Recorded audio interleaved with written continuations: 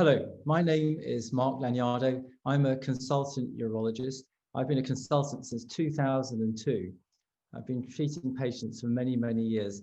And over that time, I've specialized in treating men who've got problems with their prostate, both benign prostate enlargement and prostate cancer. I specialize in that condition, having spent many years before doing research as well in this country and abroad. I'm speaking about aquablation.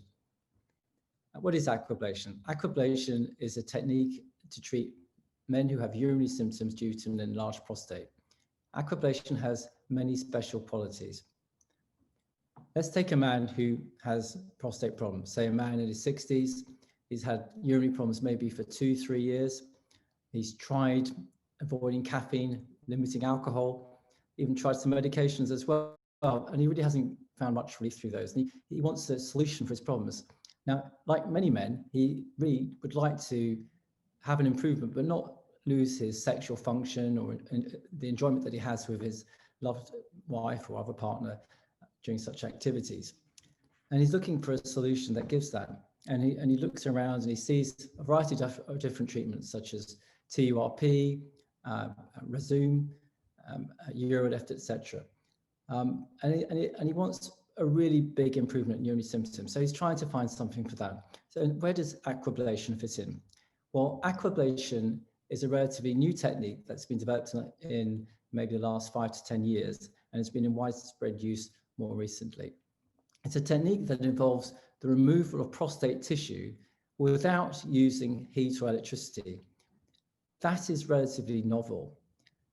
By removing tissue, it means that you can have a much better urinary flow rate, much better than, for example, some of the techniques in which you keep tissue but ablate it by other means. By not using heat or electricity, it means that the gentle and delicate nerves that surround the prostate are not affected. They are allowed to act, to fire, to keep giving those impulses to the penis to get an erection without impairment. So these novel qualities make it immediately attractive. What's more is the technique is highly controlled. It is the only technique to treat urinary symptoms in men that involves both imaging by ultrasound and visual inspection.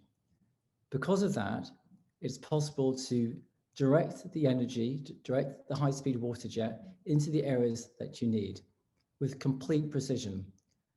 That means that the chance of serious long-term complications, for example, urinary incontinence, is almost zero.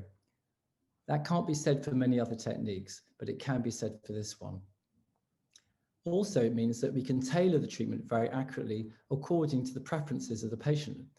So, for example, if a man says, or this man says, as we know he does, he wants to preserve his erections and ejaculation and orgasm, we can make sure that we do our treatment, we design our treatment with the computer and ultrasound to make that happen. If a man has a different preference, if his preference is to remove as much tissue as possible, we can also do that with extreme precision. So aquablation is a technique that can be used for men with urinary symptoms like this man. It can be used in prostates which are small and can also be used in prostates that are large. What are the drawbacks? Well, there aren't many drawbacks. You need a catheter overnight, for example, like you would do with TURP or HOLEP or indeed Rezum. You need to stay overnight in many cases in the hospital for that. Occasionally you can get some bleeding, but that's like many techniques we use, that you can get some bleeding. It's not something we can't manage, and it's relatively easy to sort out within the hospital.